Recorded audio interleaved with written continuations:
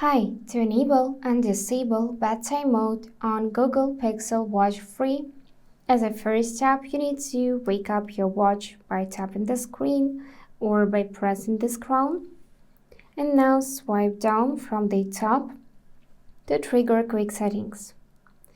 Here you need to search for this moon icon, which is bedtime mode.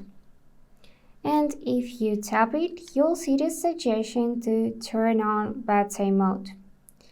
As you can see, watch screen, tilt awake, and touch will be turned off during this mode, and only calls from shared context, repeat callers, and alarms will notify you. If you want to enable it, just tap on this white check mark, and here you'll see this information starting bedtime mode.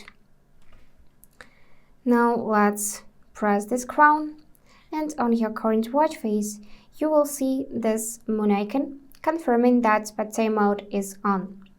To turn off, go back in your quick settings and tap this white icon so it will become gray, and bedtime mode is off now. So that's all for today. If this video was helpful, please subscribe, like, and comment. And I wish you all the best. Bye bye.